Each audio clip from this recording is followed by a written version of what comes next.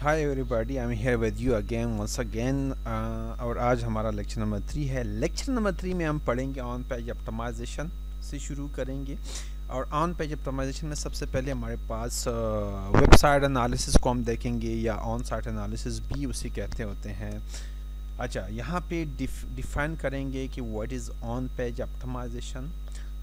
On page optimization refer to the optimization of your own web pages in a way to get top search engine ranking. हम क्या करते हैं on page optimisation में? अपनी website के pages को optimise करते हैं, किस लिए कि सर्च इंजन में टॉप पे आ जाए।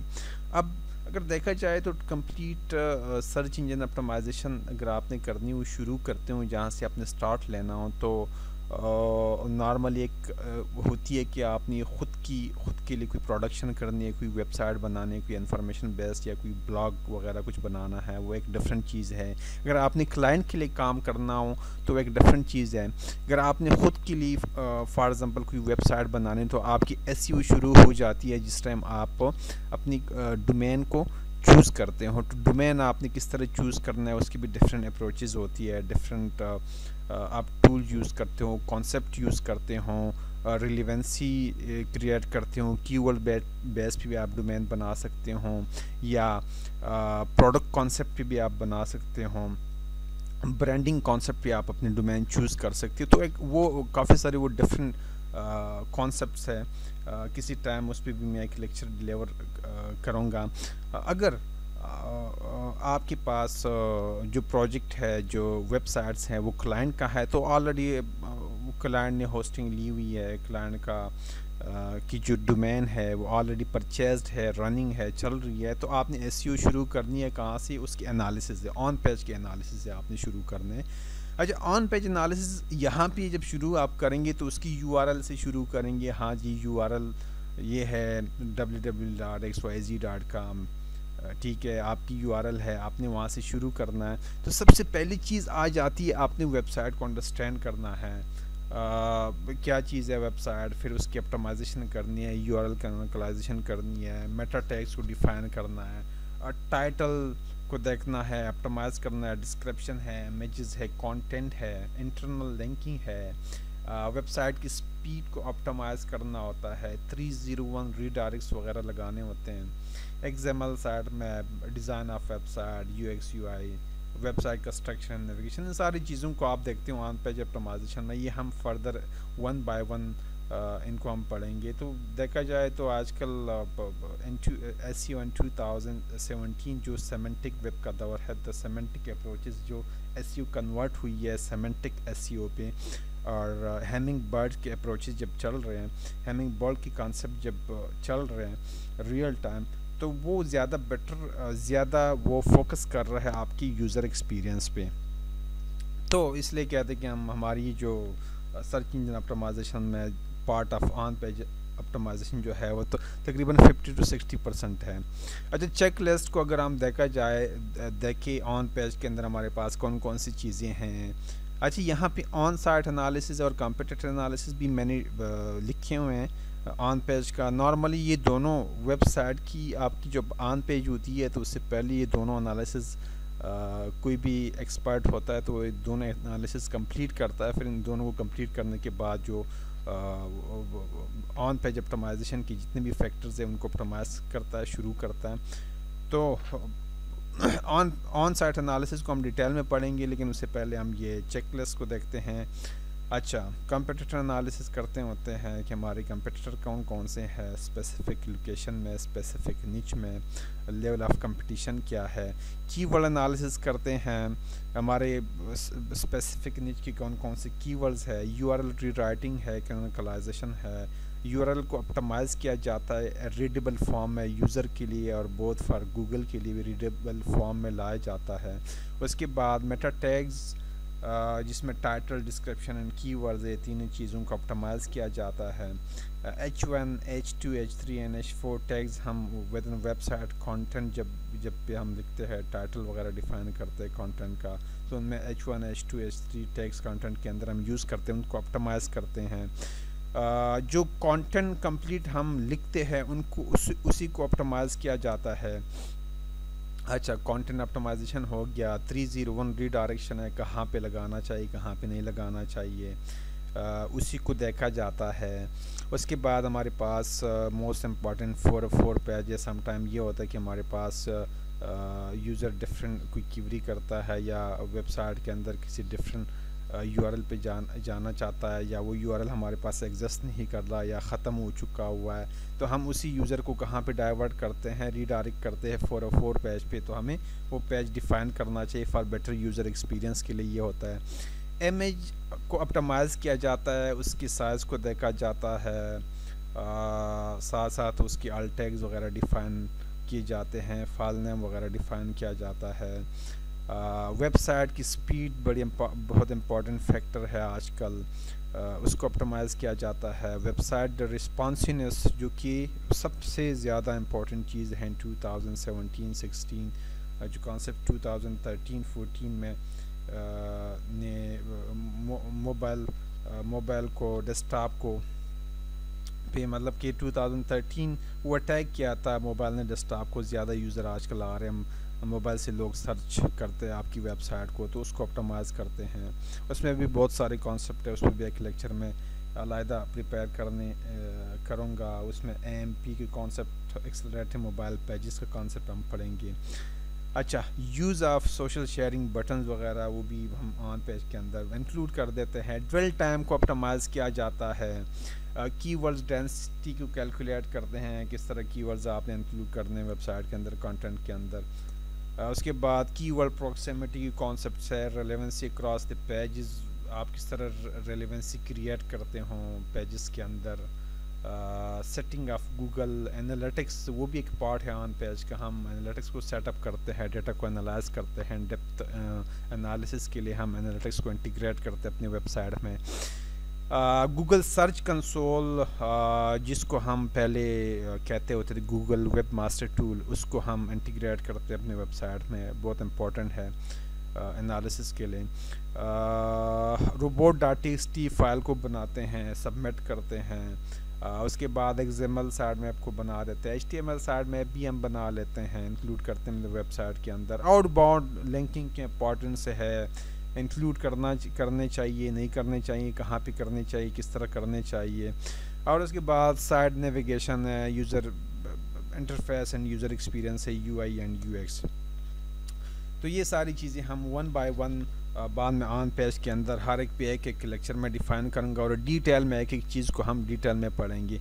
तो सबसे पहले यहाँ पे हमारे पास ऑन पेज एनालिसिस है, या वेबसाइट एनालिसिस है, या ऑन साइट एनालिसिस है, उसमें पढ़ेंगे। ऑन साइट एनालिसिस में नॉर्मली हम करते क्या है, it's a complete analysis of website starting from understanding the product, बल्कि मैं यहाँ पे ये कहूँगा कि starting from understanding from the product निच, या योर वेबसाइट निच, आपकी जो वेबसाइट निच है, आप सबसे पहले वो अंडरस्टैंड करते हो कि आपका वेबसाइट का जो निच है वो कहाँ पे लाई कर रहा है। फॉर एग्जांपल वो कोई ई कॉमर्स है, ई कॉमर्स में किस कैटेगरी का है, किस निच का है। फॉर एग्जांपल बॉक्सिंग की कोई है, या नॉर्मली हम रूटीन की कोई फूड आइटम्स है, या कोई और चीज़ है, उनको देखा जाता है, अंडरस्टैंड किया जाता है। उसके बाद प्रोडक्ट्स है, इंफॉर्मेशन है, सर्विसेज है, क्या चीज़ है। अच्छा, साथ ये देखा जाता है कि वो B2B वेबसाइट है, B2B का मतलब है बिज़नेस टू बिज़नेस है, या B2C है, बिज़नेस टू कंज्यूमर वेबसाइट है। दोनों के अप्रोचेस में फ़र्क होता है, मार्केटिंग कॉन्सेप्ट में फ़र्क होता है, ऑप्टिमाइजेशन कॉन्सेप्ट में फ़र्क होता है, और बहुत सारी चीज़ें होती है स्ट्रेटजिक लेवल पे कि दोनों चीज़ों को सेपरेट करते। अगर B2B के अप्रोचेस डिफरेंट हो जाते हैं और हमारे पास B2C के अप्रोचेस डिफरेंट हो जाते हैं। अच्छा, जियोग्राफिक्स, डेमोग्राफिक्स और साइकोग्राफिक्स, इट्स साइकोग्राफिक्स में स्पेलिंग हुई है। साइकोग्राफिक्स, ये तीनों चीज़ों को एनालाइज किया जाता है, हमारी जियोग्राफिक लोकेशन कौन सी है, लाइक किस लोकेशन ये जो स्पेसिफिक वेबसाइट है मेरी, ये किस लोकेशन को टारगेट कर रहा है। फॉर एग्जांपल यूके बेस्ट है तो यूके में किस लोकेशन को, कंप्लीट यूके को टारगेट हम कर रहे हैं या कुछ सिटीज़ को कर रहे हैं या कुछ स्टेट्स को हम कर रहे हैं या एक आधे स्टेट्स को हम यूके में कर रहे हैं। उसके बाद डेमोग्राफिक्स को, कि यूज़र एज, सेक्स, नेचर उसको देखा जाता है, किस एज की मेल फीमेल, इन चीज़ों को देखा जाता है कि भाई जो मेरी प्रोडक्ट या सर्विसेज है, जो वेबसाइट है, वो किस लेवल के लोगों को टारगेट कर रहा है, टारगेटेड ऑडियंस, पोटेंशियल यूज़र उसके कौन कौन से हैं। उसके बाद साइकोग्राफिक्स है। साइकोग्राफिक्स में हमारे पास देखा जाता है लोगों के एटीट्यूड को, क्लासिफिकेशन किस तरह के लोग हैं, एस्पिरेशन ऑफ पीपल, ये सारी चीज़ें, इन क्राइटेरियाज़ को देखा जाता है। उनकी थिंकिंग, लेवल ऑफ थिंकिंग, उनकी बिहेवियर एंड रिएक्शंस, ये सारी चीज़ें देखी जाती है। तो ये complete and depth analysis of website है बेसिकली, कि आपने वेबसाइट की हर एक चीज़ को, एक एक चीज़ को कम्प्लीटली अंडरस्टैंड करना होता है। जब तक आप अंडरस्टैंड नहीं करेंगे तब तक आप वेबसाइट की ऑन पेज भी नहीं कर सकते। और इवन जब आप टारगेटिंग करने हो या डिजिटल कैंपेन चलाते हो या कंप्लीट डिजिटल मार्केटिंग कैंपेन चलाते हो या इवन कि SEO, search engine optimization off page जब आप करते हो तो तब भी आप उसी वजह से नहीं कर सकोगे। तो ये इसलिए बहुत इंपॉर्टेंट है कि आपने सबसे पहले कोई भी चीज़ करनी हो, नॉर्मली ये सिर्फ वेबसाइट के लिए नहीं है, वैसे भी अगर आपने नॉर्मली ज़िंदगी में कोई भी चीज़, कोई भी काम करना हो तो सबसे पहले आपने उसी काम को अंडरस्टैंड करना होता है, एक्सपीरियंस करना होता है, देखना होता है, तो उसके बाद आप उसे शुरू कर रहे हो। सो एनालिसिस हमारे पास क्या हुआ कि हम कंप्लीट वेबसाइट को अंडरस्टैंड करते हैं और ये जो फैक्टर मैंने डिफ़ाइन किए उन एक एक चीज़ को एंड डेप्थ हम देखते हैं और टाइम लगाना पड़ता है उसके बाद। अच्छा, हमारे पास यहाँ पे मैंने 4 चीज़ें 4 फैक्टर्स के अंदर इंक्लूड किए हुए ऑन पेज एनालिसिस के अंदर। Number 1 in depth understanding of website, जो अभी मैंने डिफ़ाइन की हुई है। सेकंड हमारे पास understanding and analysis website structure, हम अपनी वेबसाइट का जो स्ट्रक्चर है उसको एनालाइज करते हैं, उसको अंडरस्टैंड करते हैं। फिर थर्ड नंबर पे हमारे पास in depth understanding of website targeting audience, जो कि हमारे टारगेटिंग जो ऑडियंस है वो कौन कौन से है, किस तरह के है, किस एज के हैं, वो भी बात हमने कर दी है इस पे। और analysis complete on page factor, और हमारे पास जितने भी ऑन पेज की फैक्टर्स होते हैं उन सारे फैक्टर्स को की एनालिसिस हम करते हैं। ये भी आपकी ऑन पेज एनालिसिस के अंदर ये सारी चीज़ें आ जाती है। तो ये 4 चीज़ें हमारे पास आ जाती है और इसके लिए सबसे इम्पोर्टेंट होता है कि आपने एक फ़ाइल बनाई हुई है अपने पास, एक माइक्रोसॉफ्ट वर्ड की एक फ़ाइल आपने खोली हुई है और एक डॉक्यूमेंटेशन, एक डॉक्यूमेंट फॉर्म में इन सारी चीज़ों को जब आप एनालाइज करते हो, एक एक फैक्टर को, एक एक चीज़ को, तो उसको आपको डॉक्यूमेंट करना चाहिए। डॉक्यूमेंटेशन का मतलब ये होता है, उसका फ़ायदा ये होता है कि एक एक चीज़ जब आप ऑन पेज शुरू करते हो तो आपको पता होता है कि कौन सी चीज़ ऑलरेडी हो चुकी है, कौन सी चीज़ रह गई है, किस चीज़ को इम्प्रूव करना है मैंने। अच्छा हाँ, इसके लिए कुछ टूल्स भी हम यूज़ करते हैं ऑन पेज एनालिसिस के लिए। जब आप ऑन पेज एनालिसिस करते हो तो उसके लिए आपने अंडरस्टैंड करना हो तो टूल्स ये मैंने नीचे लिखे हुए हैं। वो रैंक एक टूल है, साइट एनालाइजर है, वेबसाइट ग्रेडर है, इस तरह के और भी काफ़ी सारे टूल्स हैं, इंटरनेट पे मिल जाते हैं, अच्छे अच्छे टूल्स है। They have tried their best to provide best tools जो स्पेसिफिक हमारा टास्क है, जो एनालिसिस का काम है वो कर सके। लेकिन मैं यहाँ पे ये एक चीज़ साथ ये बताऊँगा कि कोई भी टूल हो, आप उसी टूल पे स्पेशल एंड एसईओ आप 100% उसी टूल पे रिलाई नहीं कर सकते स्पेशली। लेकिन मैं यहाँ पे मैं ये एडवाइस करूँगा कि टूल को इग्नोर भी आप नहीं कर सकते उसी टाइम, तो टूल्स को लाजमी यूज़ कीजिएगा। टूल को यूज़ करने का मकसद ये है कि कोई भी आप जब एनालिसिस करते हो, ऑन पेज ऑप्टिमाइजेशन करते हो, तो टूल के अंदर आप किसी भी वेबसाइट को पुट करते हो, देखते हो, तो वो 3 4 5 टूल एक साथ आप खोलते हो। नॉर्मल मैं ख़ुद, मेरा अपना यही तरीका है, 5 6 7 टूल्स मैं खोलता हूँ, मैं अपनी वेबसाइट को पुट करता हूँ, ठीक है। और हर एक टूल अपने वैसी वेबसाइट को एनालाइज करके उसके जो फैक्टर्स है ऑन पेज के वो निकाल देता है। तो एक एक चीज़ को मैं उठा के डॉक्यूमेंट करता हूँ कि हाँ जी ये चीज़। हाँ, सबसे बड़ा फ़ायदा टूल यूज़ करने का ये होता है कि कोई भी हमारा ऑन पेज का फैक्टर हमसे रह न जाए वेबसाइट के अंदर। तो ये बहुत मतलब एक इम्पॉर्टेंट चीज़ है, आपको यूज़ करना चाहिए, आप इन टूल को यूज़ लाजमी करना चाहिए इनको हमें। अच्छा, डॉक्यूमेंटेशन की मैंने बात की है कि जब हम ऑन पेज एनालिसिस करते हैं तो उसमें हमारे पास एक एक चीज़ को बहुत सारे फैक्टर्स हमारे पास होते हैं। तो जब हम स्पेशली वेबसाइट के अंदर देखते हैं कि हाँ जी यूआरएल ऑप्टिमाइज्ड है नहीं है, रीराइटिंग हुई है नहीं हुई है, या इसी तरह हम कंटेंट को देखते हैं, इंटरनल लिंकिंग को देखते हैं। इन सारी चीज़ों को जब हम देखते हैं तो उसके साथ साथ हम क्या करते हैं, एक डॉक्यूमेंट्स खोलते हैं और डॉक्यूमेंट्स में ये देखते हैं कि एक एक चीज़ को उठा के वहाँ पे लिखते हैं कि ये चीज़ हो गई है, कंप्लीट हो गई है या इसको इम्प्रूव करने की ज़रूरत है। और डॉक्यूमेंट मैंने अपने वैसे जो डिज़ाइन किया हुआ है, मैं तो कुछ इसी तरह डॉक्यूमेंट बनाता हूँ।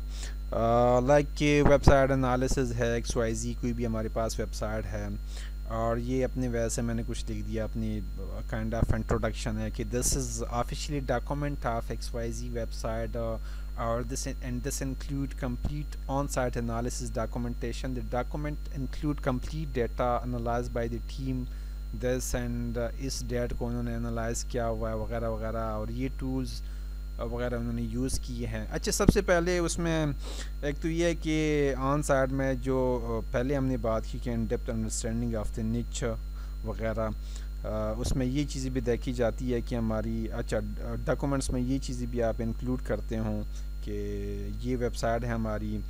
डोमेन की रजिस्ट्रेशन को भी देखा जाता है, डोमेन की एक्सपायरी कब एक्सपायरी, ये भी इम्पॉर्टेंट है। मतलब एक बड़े ज़बरदस्त वैसे आप डॉक्यूमेंटेशन आपकी बन जाती है। डोमेन होस्टिंग सर्वर कहाँ पे है, क्योंकि आपकी जो होस्टिंग है वो भी एक फैक्टर है जो बाद में इस पे मैं कोशिश करूँ कि एक लेक्चर बना सकूँ, अच्छा दे सकूँ मैं एक लेक्चर उस पर, क्योंकि होस्टिंग भी एक फैक्टर है। आपकी होस्टिंग स्लो, तेज, शेयर्ड, डेडिकेटेड वगैरह एक डिफरेंट चीज़ें हैं जिनको समझना लाजमी है एक्सपर्ट लेवल पे। अच्छा, डोमेन के एलेक्सा रैंकिंग को हम देखते होते हैं क्या सिचुएशन है। डोमेन की एज बहुत इंपॉर्टेंट फैक्टर है SEO के अंदर, उनको भी हम देखते हैं। अच्छा, ऑन पेज को हम देखते हैं कंप्लीट है, इनकम्प्लीट है या क्या चीज़ है। डोमेन स्ट्रक्चर है, किस तरह स्ट्रक्चर आर्किटेक्चर डिज़ाइन किया गया है उसको, और कंप्लीट है नहीं है, और कुछ इम्प्रूवमेंट की ज़रूरत है या नहीं है, उसको भी देखा जाता है। Website model, service based model है, प्रोडक्ट बेस्ड मॉडल है वगैरह वगैरह, ये चीज़ भी आप अपने अंडरस्टैंडिंग के लिए डिफ़ाइन कर देते हों। टारगेटिंग ऑडियंस निच वगैरह, वो जो हमने पहली बात की, उन सारी चीज़ों को आप डाल देते हों। जियोग्राफिक लोकेशन है, कौन सी है, USA है या आपका UK है, उसको भी आप डिफ़ाइन कर देते हों। डेमोग्राफिक्स और साथ साइकोग्राफिक्स जो मैंने पहली बात की है उसको भी आप कर देते हों।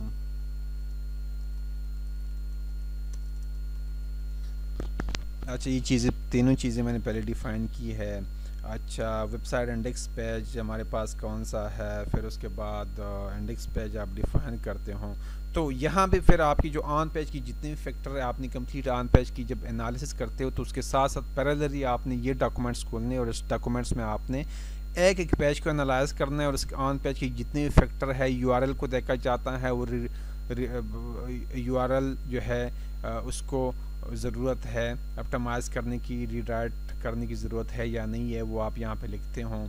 अच्छा, उसके बाद कंटेंट को देखते हों, उसके बाद टैग्स को देखते हों, उसके बाद नेविगेशन को देखते हो, वेबसाइट स्ट्रक्चर को देखते हो, कंटेंट को देखते हो, इंटरनल लिंकिंग देखते हो, XML रोबोट वगैरह जितनी भी सारी चीज़ें वो इस डॉक्यूमेंट में आप लिखते हो किसकी ज़रूरत है। अभी आपने शुरू नहीं की ऑप्टिमाइजेशन, या अभी प्री रिक्वायरमेंट आप डिफ़ाइन कर रहे हो कि ये चीज़ें कंप्लीट है नहीं कंप्लीट या हमने करनी है।